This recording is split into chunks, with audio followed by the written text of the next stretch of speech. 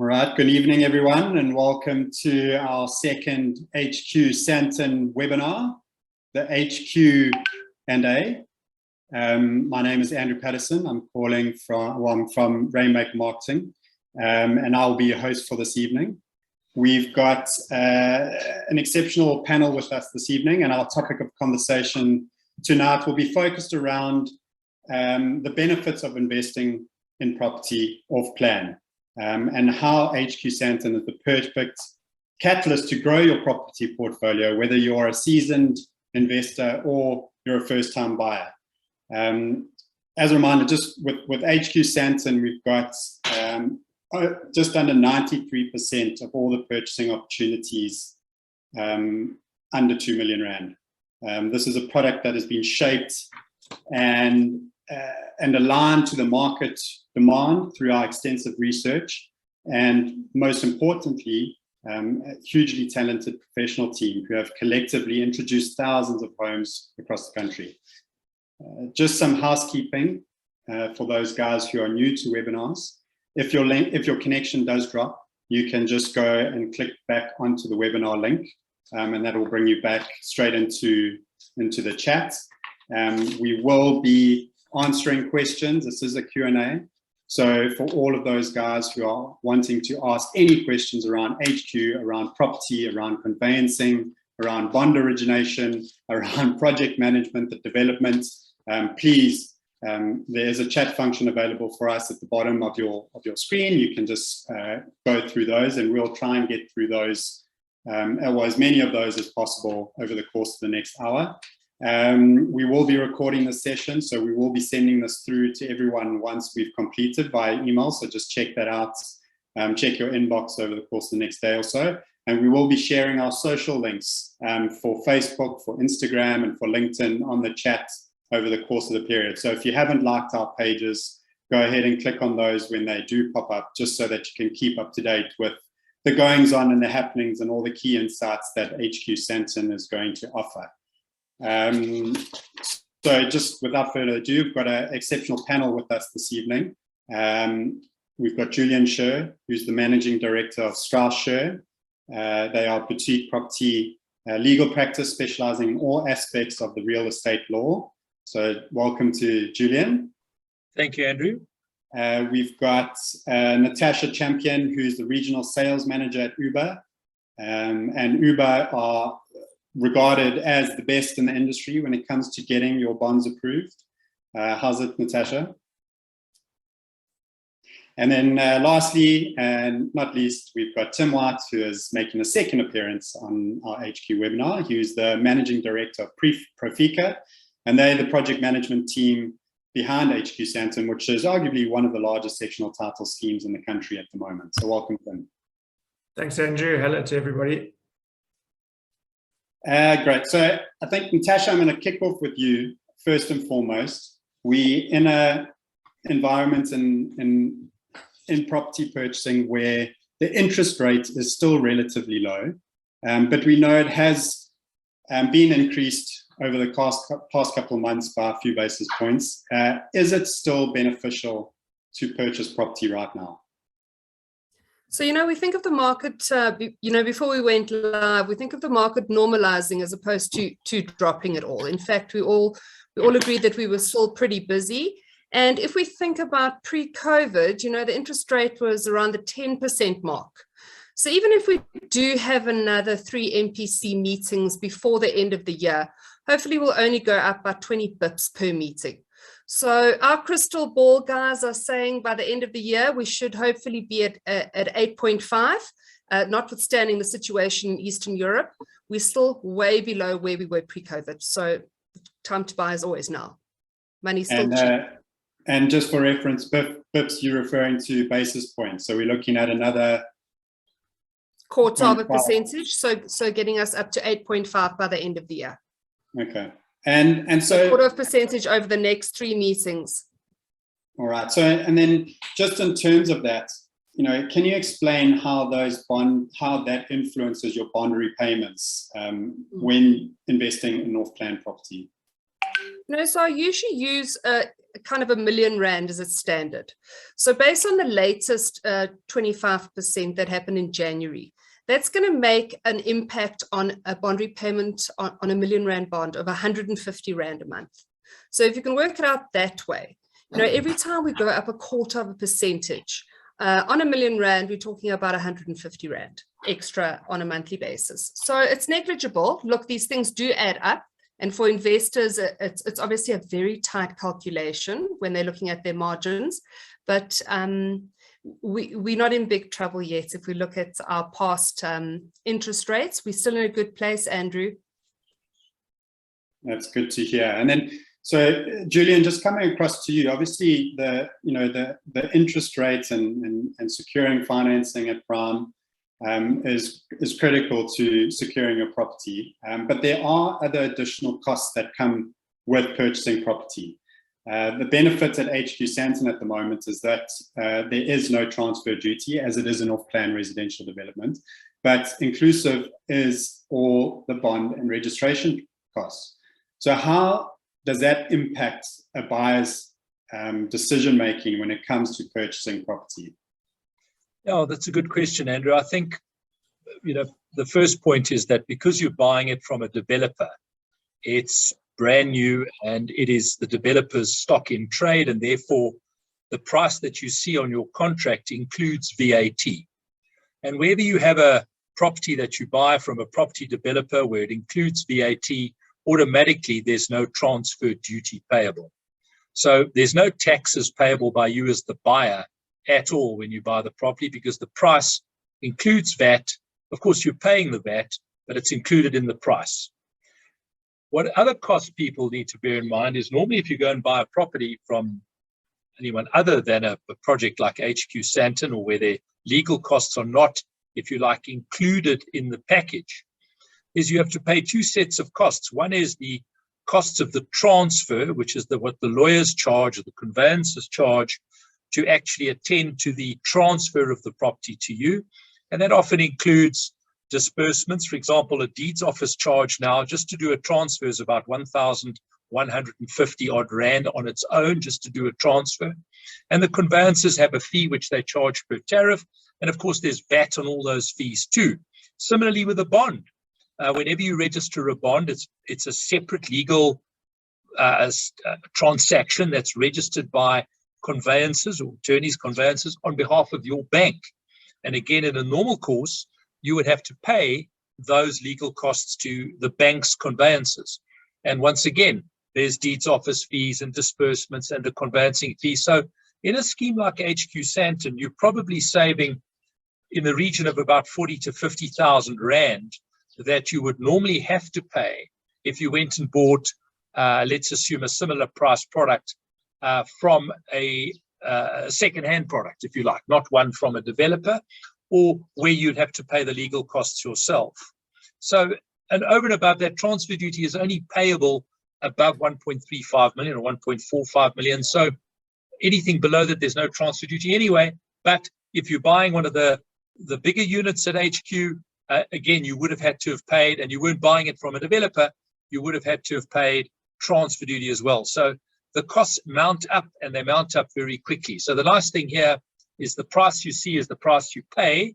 You will not be required to pay anything else other than if you do have a bank that grants you a bond and wants you to pay the initiation charge, which banks charge. But these days, the banks roll that into your bond for you, so you don't have to pay it, but there is an option for you to do that. But other than that, all your legal costs are taken care of. I guess that cost saving from an investor perspective allows you to budget for items that aren't necessarily thought of in the 2 or 24 months leading up to construction completion and transfer. So if you're looking at long-term or even short-term rental opportunities, that extra and additional cost savings can go into furnishing your apartment or applying elements that is going to make your apartment stick out more across the different opportunities. Yeah, it's definitely a real saving for investors and homeowners, no question. And again, I think another cost saving that HQ has to offer is the minimum deposit amount. So we've strived to create a product that is geared around where the market demand is. And we've created quite a low barrier to entry with only having a 20,000 Rand deposit.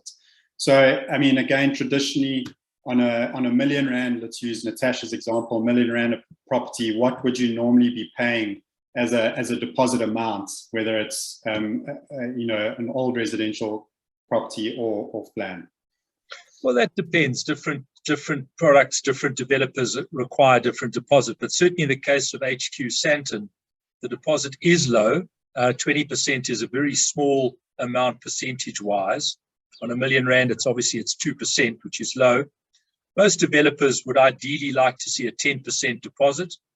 So HQ are confident about, the developers very confident about this product and the demand for it, that they're happy to live with the 20,000 Rand deposit, which makes it certainly from a cash flow point of view and makes it a lot easier to get into the transaction. If you get a 100% mortgage bond, which a lot of buyers are doing, that 20,000 Rand stays behind. It's invested in an interest-bearing trust account for you. And when the transfer goes through, that money will then be repaid back to you together with interest. So it's not as if it's sitting there not earning you a return. It's not a sparkling return. It's obviously a bank call rate on a savings account interest rate, but it's in trust, it's perfectly safe, and it will be repaid to you at the end of the matter when things are registered. Or if your bond is a bit short, that 20,000 Rand would then be put towards that. Okay, brilliant. Tim, just coming across to you. So, I mean, there's multiple factors when trying to decide on what property investment to go after. And I think HQ does tick off quite a few of the boxes, or pretty much all of the boxes. From your experience, from a project management perspective, how does this particular product offering differentiate itself against others within the region or within the country, actually? Well, I'd hate to say location, but I think the location is a big one, without a doubt. I think the fact is that you are in a CBD, you are in a node, close to transport facilities, all different types of transport facilities as well, easy access in and out of Sandton. And I think more and more it's live, work, play environments, and you want to be you want to be close to entertainment areas, you want to be close to places of work, and nobody wants to be sitting in long commutes. I think certainly from a Joburg perspective, we're seeing it, things seem to be getting back to normal this year. We're starting to sit in traffic again. And all of those things that were perhaps not big indicators a year ago, because we were working from home, are now starting to get back to normal. And people are starting to look at that and say, no, we need to change our lifestyle. We need to look at where we can live. So it is about that. I think also the fact that you've got to provide the right affordability.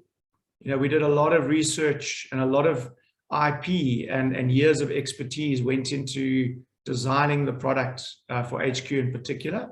And that was based on a lot of feedback from the market, where the affordability levels were. We spoke about the limits on rentals, and that $1 million mark that Andrew, that you raised at the introduction is an important aspect.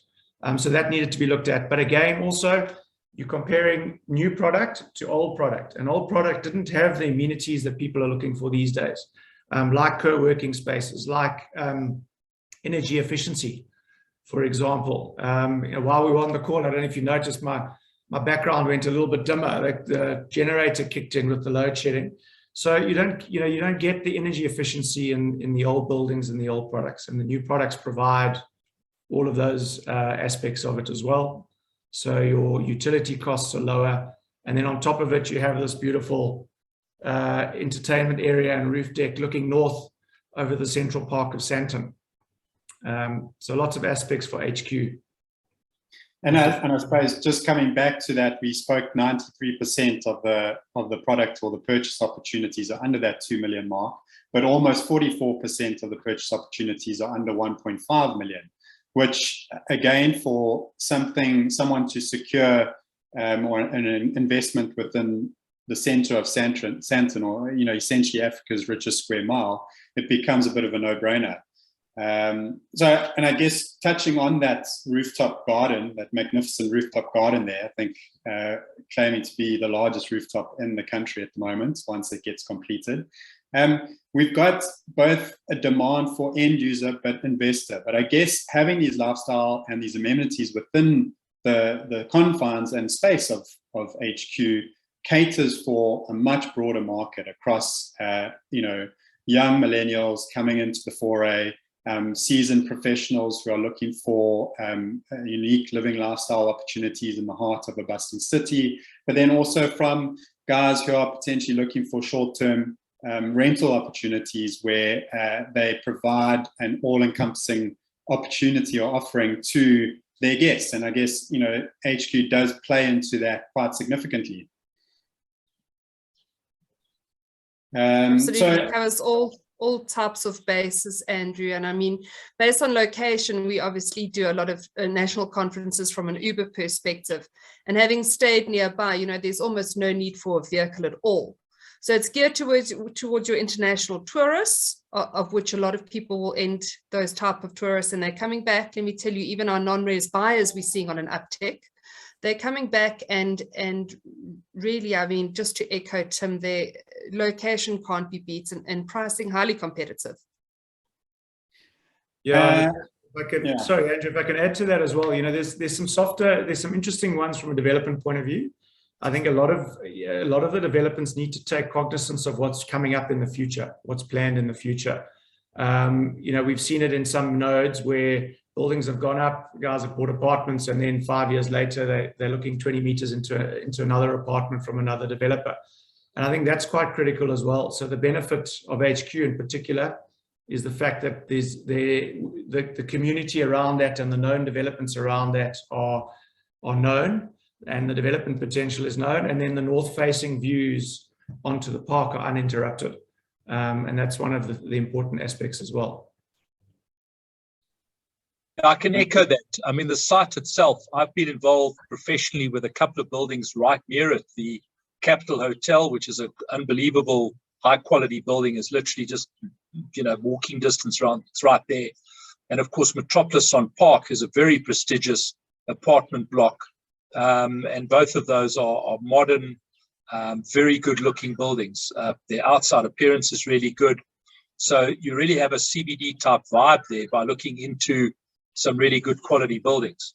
And I think that's very important, Tim. I agree. One doesn't want to find one's looking across, and that's happening in some of the traditional older residential areas where there's been rezonings and developers are putting up, 100-unit odd schemes. And, what people don't realize is that lovely old house in front of them with a tree and a garden and so on, just now will also become a 3-story high block. And so you end up with quite a sort of urban type area, but one that isn't really city living. But the nice thing here is you're in a city, you're in a city, you're buying into an apartment building like you'd get in any major big city anywhere in the world. Go to Melbourne, go and have a look at this type of building. You'll see lots of them in the right part of town. And, there's space between, which is nice. So that ability also to have that park in front of you. I was in the Metropolis building just the other day for a meeting at 6 p.m. And it was actually great to see people coming out with their dogs and running kit on and popping through the gate and going and enjoying the park. So I think, that park is well managed. It's got a nice restaurant structure there now, which seems to be working well. And frankly, I think you call it the Central Park of Sandton. I mean, at the end of the day, it is the only public park, I think, in that CBD. And it's well maintained. There's a lot of vested interest in keeping that park really pristine. And that is a great asset to have. So you might live in an apartment, but, pop out, you've got, things around you, apart from going to shops and the usual thing. There's some recreational stuff. There's some public space that you can actually use. And I think that's a big differentiator for this project. And that's coming from the lawyer. Coming from the lawyer. No, listen, I've been in this game. But I've seen projects. I've seen projects which are in areas where, and I always say, the problem in South Africa is you come out of your apartment block, where do you go? What do you do? Yes, you can go in an Uber somewhere, but here you'll be able to get down to that park reasonably easily and actually enjoy some open space. And that's actually quite unique, I think, and that's what makes this location really good. Absolutely.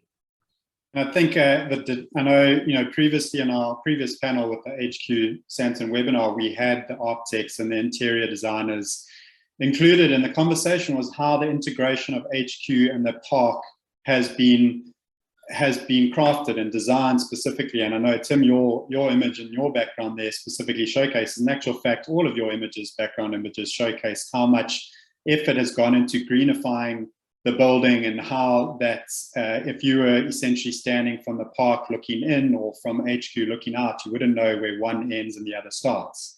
So I think just in terms of coming back to Natasha, with Uber partnering with HQ, we both are very digital first. We take a very much a digital first approach when it comes to our clients and our purchasing and our buyers.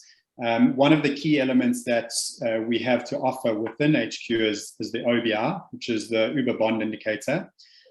So I don't know if you can just touch on the benefits of why it's so important to get your pre-approvals done, or get your affordability done prior to actually engaging with the sales team. Yeah, so it's amazing how we had all these kind of great tech ideas ready to go and bubbling under, and how quickly we could actually bring the stuff to market when it was necessary, when people were kind of more housebound. So the OBI is kind of a marriage between a verifiable pre-qualification, but done in real time. So a lot of people would interact with their banks, go online, declare their earnings, declare their expenses, and come back with a number. Our algorithm actually kicks in and verifies those declarations against bank statements that can also be uploaded live, and more importantly, having eyes on a credit score. So I must just confirm, and so everyone knows that credit score we give you is a soft check. It's not going to stay on your profile. And if you think of a round circle, the reason for the banks not looking at lending in a home loan space, it's going to be straight down the middle. So 50% based on credit score and 50% based on affordability. So what the OBI does is actually tick all those boxes, and it does so in real time. You always want to be an empowered buyer. You always want to know exactly what you qualify for. The more knowledge you have, the better position you're in to enter the market. The same goes for a first-time buyer as it does a seasoned developer who might have, existing exposure that could factor in. Maybe, a person falls in love with a 2-bed and a studio and realizes with a gleeful heart that he can in fact purchase both. Brilliant. And I think that's what we're seeing quite a lot with the current buyers at HQ, is that they're seeing the value of the low barrier to entry, namely the 20,000 Rand deposit fee, and then also the cost savings that they're achieving through not having to pay transfer duty or any of the transfer or bond costs that normally come with purchasing a property. And I guess that is why we are having this conversation, and why we're talking specifically about the benefits of purchasing off-plan property, because a lot of those influences have a direct correlation to success of developments. And I guess, the next question is, how does it affect your returns, especially when you're looking at solely doing short-term or solely looking at a long-term opportunity. And I guess when it comes to either taking one apartment or 2 or 3 or 5, this OBR essentially plays quite a critical role in how you go about engaging with the sales team or choosing your specific apartments within HQ. And I think just coming, I know Juanita's asked the question about levies. I know we can confirm that levies are 30 Rand, or they're estimated to be 30 Rand a square meter, where, that's, and Tim, you could probably touch on a bit more on that in terms of how that's calculated. But, going forward, that essentially will be our benchmark for once construction is complete and transfer takes place. So depending on the unit or the apartment type you're looking at, the hospitality studios starting at 21 and 23 squares, the 1 beds at 39, the 2-bed 1-bath at 54 and plus the 2-bed 2-baths, you can sort of do the calculation or the maths around multiplying that 30 Rand by those square meterage, which would give you an indication, an estimated amount in terms of what your levies will be paid. And just looking at one of the chats we've got on Rodney now, I know it's slightly different to our conversation, but breaking ground. We're looking at, I mean, something, Tim, maybe you can touch on now. We full steam ahead. We're looking at, I guess maybe you can talk specifically about the construction period, how long it would take to build a development like HQ, and maybe some of the intricacies that go into planning this project in this scale. Sure. Yeah, I mean, I think obviously the question is more focused around when we can get occupation, and it really is on that basis. It's really sales driven. So there's certain pre-sales targets that need to be met for the development finance to kick in, at which case we can start. So the minute that the sales are in, so buy your units quickly, we'll be able to get started. And we've got a 22-month construction program for the full completion of the project, and that's from demolition, bulk earthworks, the structure, and the full completion, and those are working months. So depending on how many Decembers it crosses over, it could be 24 months, but 22 to 24. And I think, you know, the essence of it is shovel ready from a technical perspective. So the drawings are done, the approvals are in place, the rezoning's in place, all of the statutory requirements are ready to go, and we could push the button if we had the sales targets immediately and get going. So that's really positive from that perspective. So it's really up to the sales to get it going. And then I guess, you know, just touching back onto, you know, the benefits of buying off plan, we look at, you know, whether it's worthwhile looking at a new development or an existing property that is complete, where, you know, it's either move-in ready or it's potentially occupied by a tenant where you could just take over. Whereas what we're trying to achieve here is provide a platform for investors and property buyers to, number one, grow and appreciate on their capital expense by securing off plan. And also number two is that, I guess, Natasha's, you don't necessarily have to, well, you don't start servicing your bond until you take transfer. So for those who are looking to purchase now, again, reiterating, only a 20,000 Rand deposit is essentially the only amount that needs to be paid, barring a shortfall potentially that could arise through financing that's not 100%. But in terms of that process and that period of time, you know, the age-old question around appreciation value on what your existing purchase price is to what it's going to be in 2 or 3 years' time is something that you compare it with. You know, if you had to take R1 million and invest it into a savings account in the bank, could you compare the two over the same period, and what would get a higher return? I know it's maybe a bit ambiguous to do that comparison, but I think as property professionals, we know that investing in property is one of the safest bets you could probably make, because it is going to appreciate year on year, especially in the location it is as it is, and obviously at the price point that it's currently being released at. So it's the old adage, Andrew, you know, safe as houses. Obviously, property is an appreciating asset. It is a long-term investment. You get a lot of speculators out there, but I think the time that's going to kind of fall between now and you know, and full completion, you've got to bear in mind factors like you haven't parted with a lot of cash to secure the transaction. You're being approved in a what's the correct word? In a nice rate environment, in a friendly interest rate environment, which is going to do wonders for your affordability. And you know, by the time the property registers, what's going to be nice is that, you know, Julian and I must be careful now for using shop talk after the BIPS mistake, but what we call a happy letter.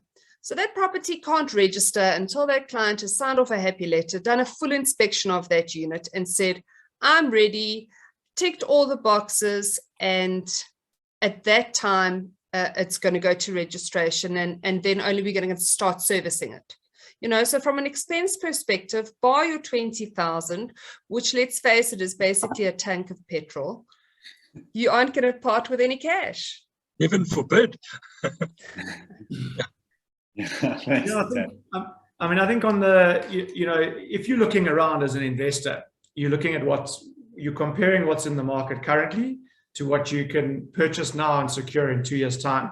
You're going to compare apples for apples from a cost perspective. But actually, you're paying now, or you're securing now, something at what you're comparing to a current product in the market in 2 years' time. And there is going to be capital appreciation on that, no doubt. If this was somewhere in more of a rural area, it would be a different scenario. But this is the only product of its kind in Sandton. It is the only product that's able to get built, and that has all the rezoning and everything in place, that is able to get built in 2 years. From when we kickstart the project. So you are going to hit the ground at a particular time when there's no similar product to this one in Sandton, and you're going to get that capital appreciation. So that's really the benefit of it. Obviously, it's because of the location and because of the product and because of all of those good things that we've spoken about, that there is capital appreciation that will be applicable to it.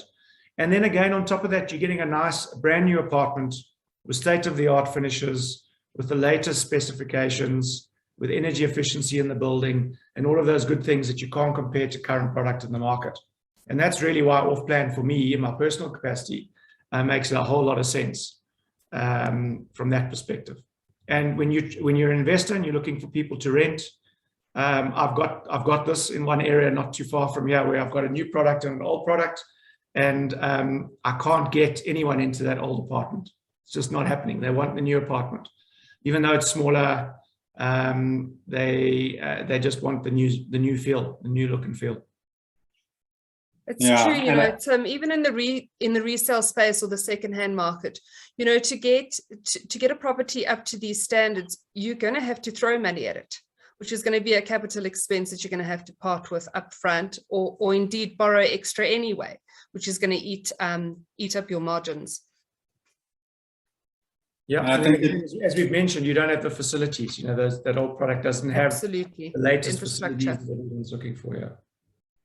I just want to sort of circle back to one of the comments that you made, Tim, there around the appreciation element. So, you know, number one, developments of this size, you're naturally going to get price escalations over the build time. So, you know, whether there's going to be a progression on appreciation just through the construction phases, and once it gets transferred, you're going to get the added benefit of actually having appreciation through price escalations, just because of the success that's actually happening and being achieved by HQ at the moment. You know, we are, you know, doing exceptionally well in the 3 months since launch, and you know, this year has got off to a fly, and that, you know, that's essentially where people are seeing the value in it. And then just going back to the cost saving elements, you know, that energy efficiency. So maybe, I don't know if you can just spend 2 seconds just touching on what some of those are, and how it's comparative to maybe an older style building, or what you are traditionally paying in your current residential home or complex.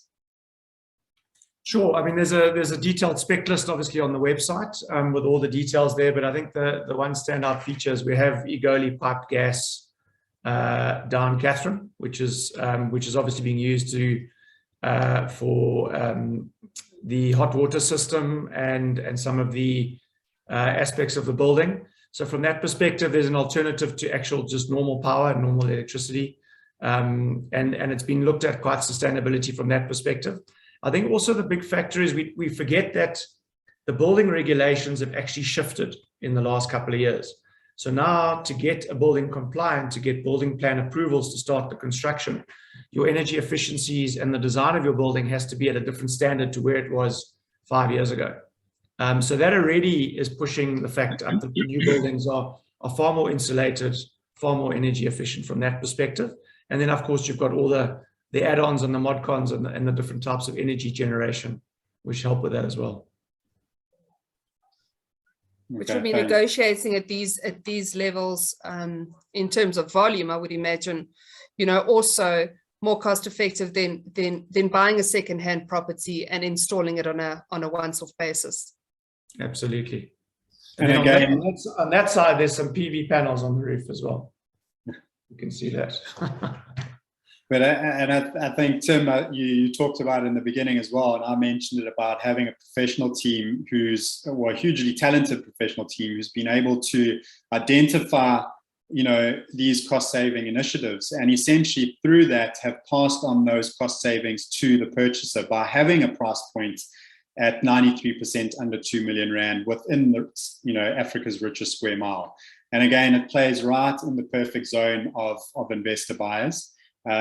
We've touched on long-term a little bit as well as short-term, but I think what's critical is that, you know, going forward, there will be a managed hospitality solution that will be implemented within HQ, which will allow investors and homeowners to have peace of mind in terms of how their investment opportunity is being managed and serviced, which again can also facilitate, you know, your yields at the end, your returns at the end of the month, which I think anyone who's investing in property is going to look at two elements: what your appreciation value is going to be, and whether you've got a portfolio available and you've got a term that you normally stick to 5, 7, 10 years, and definitely, you know, that's going to be looked at, but also in terms of what your net yields are going to be year on year. So I think for us, you know, from a long-term perspective, the guys are probably looking at, you know, just over 5 or 5.5% from year one on the units, or at the least on the units from a long-term perspective, but going into double-digit figures on the short-term perspective. So, you know, I think from a you know, Natasha touched on it, you touched on it, we're going into a realm now. We're still in a COVID environment. We understand that there are restrictions in play, but that there are slowly people getting back to normal activity, day of life. Businesses are starting to pull back employees on more than a 50% you know, office-based time frame. We've got international travel. We've got overseas visitors coming through to Sandton as a stopover, as a layover onto their future destinations, game parks and that. So, you know, with HQ being literally 8 minutes from the Gautrain station and just under 15 minutes, or, you know, I'm talking about walking here, you know, it's probably 2 minutes in an Uber, you know, and 10 minutes to the Sandton city, you know, or to Sandton City or the central of Sandton. It's the perfect opportunity to look at from a short-term perspective. Julian, coming back to you, I think, you know, there's benefits of the cost savings that we've spoken about and the low deposit amount, but maybe if you can just educate on the actual purchasing process. So from A to Z, I know from a sales perspective, you've obviously, you know, prior to engaging with any conveyancing attorney or mortgage originator, you've got to, you know, choose your apartment and decide on what unit you're going to take. But from then on, what is essentially the step-by-step process from there in terms of signing agreement, getting deposit in, getting your financing, and the period of time that's been allocated for HQ Sandton purchases to get that deal locked and loaded? Yeah, sure. I mean, your sale agreement requires you to pay the deposit pretty much the same time as you sign the agreement, and that deposit will go into trust, as I said earlier. So it's if you like, locked away in my trust account, where it's perfectly safe. It's protected by the legal practice fidelity fund and so on. Heaven forbid something should go wrong with me and our firm, the money's protected. And you then have a period of time within which to get your bond. And that's where Uber come in. They'll help you fill in the forms, get the information you need. If you're self-employed, there might be some additional documentation you've got to put together. They'll deal with all of that for you. And once you've got your bond in place, we're going to write to you and say, hi, and here we are. And the thing's just really going to go to sleep. From my point of view, I won't have much more to do with you for a while. What will then happen is the building will, once the pre-sale targets and so on are met, and you must understand, a developer, this is billions 1 billion plus in terms of capital expenditure to build a building like this. And so the banks want to see that there's been sufficient sales and so on. And as Tim said, once the construction starts, we'll then, if you like, become active again when the building's looking like a building. It might not be finished, but it'll be up to the rooftop height, because at that point in sectional title, something called a sectional title plan gets approved or prepared. And when that gets prepared, we liaise with the land surveyor. We'll make sure that legally it's all correct. And that plan will then get submitted to a government registry called the Surveyor General in Pretoria. And once that's approved, we will then be able to get cracking and do the transfer to you. And the way the conveyancing with these things work is that everybody goes into the deeds office at the same time. So we'll put what we call a batch together, and there'll be hundreds of people, and they will be all transferred on the same day. And you'll hear from us. We'll be asking you for, some certified copies of various things. You'll have to come into our office. We're in Sandton, in Bryanston. Make a nice coffee, very relaxed. I've got a great team of people. You'll come in, you'll sign some documentation with us. You'll bring your original ID book and your marriage certificate with you, because we have to make some certified copies. You'll sign some affidavits. It'll take you 20 minutes. The mortgage bond side, you'll also come to my office. I have a different team who does that. And again, they'll take you through the mortgage loan documentation, the loan agreement, the bond. Take it as long as you need. Everything has to be explained to you, and you'll sign some documents there as well. And then off you go. And I said earlier, you don't have to make any payments. There's no cost of any of this to you. It's taken care of by the developer. So we'll be interfacing with you a little bit initially. Then we'll be quiet while the building's being built, but you'll hear from us when the building's looking like a building. And then we'll be nagging you to come and sign documents and do all sorts of things with us. Brilliant. And I think just during that period, the benefits of having such a key team together is that there's going to be ongoing insight and information that will be passed on to both interested buyers as well as homeowners in terms of construction updates, project updates.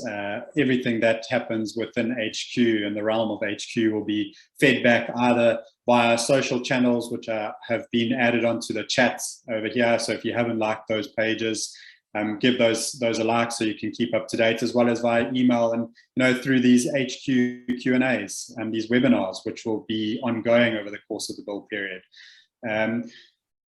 Natasha, again, just coming back to you again, we speak specifically about mortgage origination, and there is some disparity about guys who are have been banking with their own banks or their private banks for an extended period of time. There's a level of trust there, but maybe if you can just give some insight into terms of why are mortgage originators so critical to a development like this?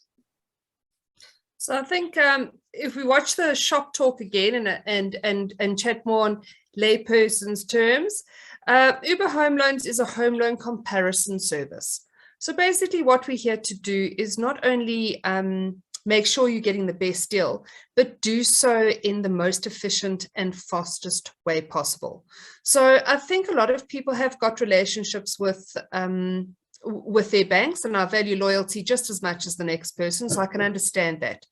But people are under the impression that their private bankers are home loan specialists, when in fact they're responsible for selling, multiple different products and have and kind of probably would pass that lead on to the home loan department anyway. So effectively what's happening is potentially we adding another rung to already complex transaction on that side, as opposed to streamlining the process. But more importantly than that, it's the gift of choice. People these days want more than one option, and the stat that I like numbers, obviously I like stats, and we run a lot of stats because we've got access to obviously a lot of data in our business. So 42% of applications that are declined by one bank are approved by another. So just let that sink in for a moment. You know, you've got people that have got bank loyalty. Sometimes your own bank knows a little bit too much about you. Perhaps your exposure there is maxed out and you've already got a couple of properties with them. Perhaps your specific deal structure is something that's going to appeal to bank number 2, because that's what their market share strategy is all about. Either way, by using a home loan comparison service, you're going to know without a shadow of a doubt that you've got the best deal on the table at any given time. I can add something. That goes for investors, first-time buyers, kind of everyone. Brilliant, thanks. And if I could just add to that, I think the other thing that Natasha doesn't touch on is that, quite frankly, to have somebody assist you through a mortgage bond process is invaluable. The amount of admin and the amount of form, the detail that the banks want, and to have somebody actually guide you through it and make sure that chase you up, make sure you've provided the necessary information. We're all busy. The sort of people who are buying here are working hard. They're at the coalface and they're doing their thing, and the extra admin hassle of trying to apply for a bond. So to have somebody come in and help you with that and steer, make sure, especially if you're self-employed, for example, the level of detail and the information the banks want. So Natasha, that's important. Don't ever forget that side of it. I think practically it makes we definitely work for our money, Julian. Make no mistake. Yeah. And I think, critical to that is that there is a dedicated account manager or key, consultant assigned to HQ to help facilitate that process. And I personally can, it's testament to that bond origination or mortgage origination process and the paperwork and the consolidation of information, and to have someone there to help you and guide you and almost give feedback ongoing in terms of what you can and can't do, and that's invaluable. And I think that's a massive value add to, like Natasha was saying, seasoned investors, but also captains in industry or first-time buyers. Time is exceptionally valuable, and I think the process of having a mortgage origination comparison partner is that we reduce that time frame between securing and having your deal, well, should I say, purchasing and having your deal secured. So I think we've got about 12 minutes left before we hit the hour. We're going to go through one or two more questions, and I know there aren't too many comments or chats coming through from the viewers just yet. But if you do have any comments or you do have any questions for the panelists, please ask us. A reminder that this is being recorded, and it will be emailed via to all the registrants and to anyone who is interested in understanding and hearing what the team has spoken about this evening. We'll also be posting this on our social channels, on Facebook, on LinkedIn, and snippets on Instagram. So if you haven't liked those, they're in the chat below. So if you can quickly click on those and like those through. I think just quickly on Wesley's comment here about having similar info sessions, we will be running these HQ or the HQ&As over the course of the build period.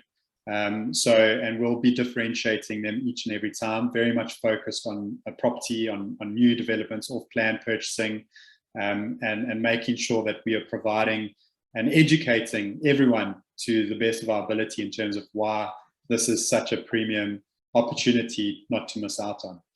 I think maybe final thoughts from Tim. You talked about, there's the 3 Ps, or the location, or price. I think, HQ specifically hits the nail on pretty much price, product, location, which are critically defining factors in terms of how you would approach growing your investment property portfolio, whether you're looking as a first-time buyer.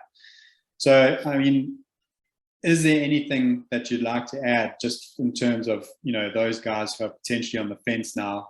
We've got a sales office which is located in Mushroom Farm Park, which has been geared to showcase exactly what the offering is available. And it also gives you a very clear indication in terms of what the building is going to look like, where it's going to be located. And Crizel, who's our development consultant, will be on call to answer any questions going forward. But I think just from your side,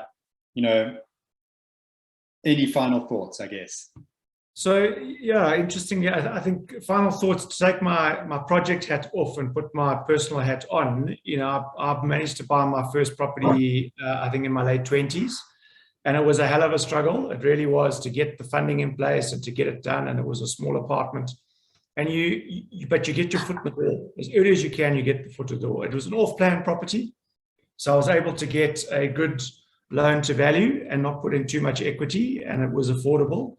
And I think that's the other aspect. You know, we've spoken about interest rates and all of that, but at the moment you're getting quite a large debt percentage-wise in the market that you can actually get as a first-time buyer. So it's not 70 or 80%, and Natasha, it must hopefully 80 to 90%, which means the cash that you put in. 64% of our buyers, Tim, are applying and achieving 100% bonds. How many percent? Sorry? 64% of our total buyers are applying for and achieving 100% bonds.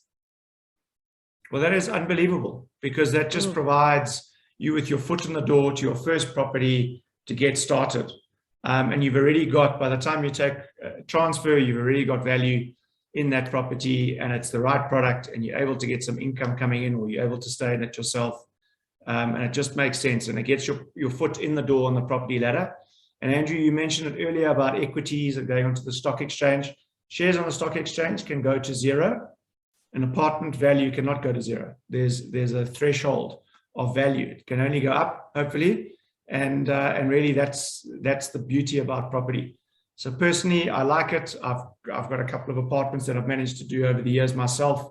And the ones in nodes where HQ is have appreciated in capital value and in rental yield as well. And that's ideal. Great. I think, you know, that point there in terms of where critical growth nodes are within the country, and we know that there are specific areas that are more attuned to growing and appreciation than others. And I think Sandton is probably number one, if not in the top two of that within the country at the moment. Julian, so you guys have been 25 or over 25 years in the business. You've opened, you know, in excess of 240 odd schemes. So, you know, you've been around the proverbial block. And I think just from your experience in terms of what the product offering is at HQ, the collateral, the processes that have been implemented by the professional team, I mean, is there any last thoughts that you want to just share with the team going forward now? We always have a joke in the office. You can see when a developer knows what he's doing. And, you know, and this is certainly a well thought out scheme. The project managers are very experienced. The way it's being marketed is great. And yeah, I mean, I think it's we know the caliber of the construction company that's going to be building it. So, you know, it's a project. It's a very good one, and it's one of those that we'll look back in years to come and say, well, that was nice. We associated with that building. And in the old days, we did a couple of 200-unit schemes in the Sandton CBD, and they were ginormous. And you know, this is just showing where things have moved on to. So yeah, good luck. And I think I echo what Tim says. Personally, we all got onto the property bandwagon early. Yeah, it is something about owning your own property, which is rather nice. And I think if the banks are helping you do it and you can afford it, it's you know, it's the question is position, and you're going to own your own property in the Sandton CBD, which is a great opportunity.